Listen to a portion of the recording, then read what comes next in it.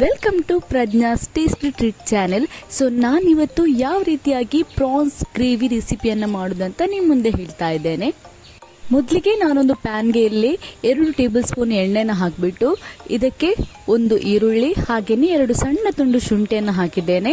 ಇದರ ಜೊತೆಗೆ 6 ಎಸಳು ಬೆಳ್ಳುಳ್ಳಿ ಹಾಗೆಯೇ 4 ಬ್ಯಾಡಗಿ ಮೆಣಸಿನಕಾಯನ್ನು ಹಾಕ್ಕೊಂಡಿದ್ದೇನೆ. ನೆಕ್ಸ್ಟ್ ಇದಕ್ಕೆ 2 ಟೇಬಲ್ ಸ್ಪೂನ್ ಕರಿಮೆಣಸನ್ನು ಹಾಕ್ತಾ ಇದ್ದೇನೆ. ಹಾಗೆಯೇ 1 ಟೇಬಲ್ ಸ್ಪೂನ್ ಕೊತ್ತಂಬರಿ, 1 ಟೇಬಲ್ ಸ್ಪೂನ್ ಜೀರಿಗೆನ ಆ್ಯಡ್ ಮಾಡ್ಕೊಳ್ಬೇಕು. ಹಾಗೆಯೇ ಸ್ವಲ್ಪ ಕರಿಬೇವಿನ ಹೆಸರುಗಳನ್ನು ಹಾಕ್ತಾ ಇದ್ದೇನೆ.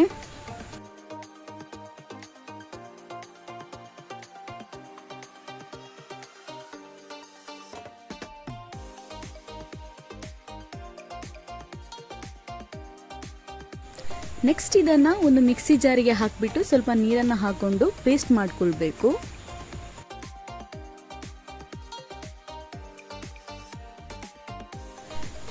ಹಾಗೆಯೇ ನಾನಿಲ್ಲಿ 1/2 kg ಪ್ರಾನ್ಸನ್ನು ತೆಗೆದುಕೊಂಡಿದ್ದೇನೆ. ಇದಕ್ಕೆ ಸ್ವಲ್ಪ ಉಪ್ಪನ್ನು ಆ್ಯಡ್ ಮಾಡಿಕೊಳ್ಬೇಕು. ಹಾಗೆಯೇ 1/2 ಟೀ ಸ್ಪೂನ್ ಅರಶಿನವನ್ನು ಹಾಕ್ತಾ ಇದ್ದೇನೆ. ನಂತರ ರುಬ್ಬಿದ ಮಿಶ್ರಣ ಇದೆಯಲ್ಲ ಅದನ್ನು ಕೂಡ ಹಾಕಬೇಕು. ಇದನ್ನು 20 ನಿಮಿಷ ಮ್ಯಾರಿನೇಟ್ ಆಗಲಿಕ್ಕೆ ಬಿಡಬೇಕು.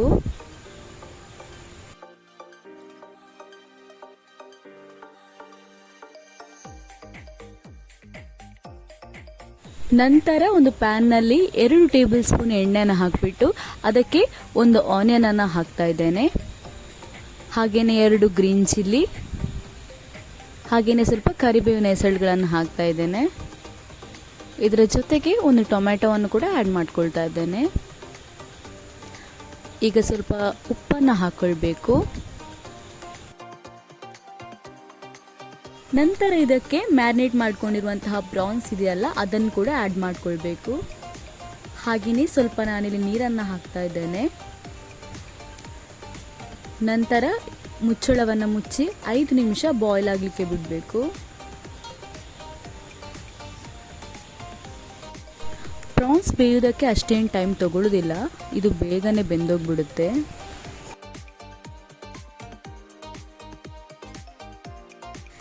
ಇದು ಒಳ್ಳೆ ರೀತಿಯಲ್ಲಿ ಬಾಯ್ಲ್ ಆಗಿದೆ.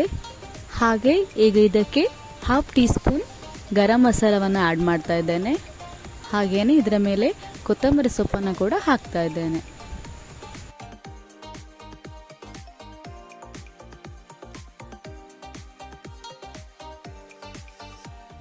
ಇದೀಗ ರೆಡಿ ಆಗಿದೆ. ಇದಂತೂ ತುಂಬಾನೇ ಟೇಸ್ಟಿಯಾಗಿ ಬಂದಿದೆ. ನೀವು ಕೂಡ ಮನೆಯಲ್ಲಿ ಒಮ್ಮೆ ಟ್ರೈ ಮಾಡಿ.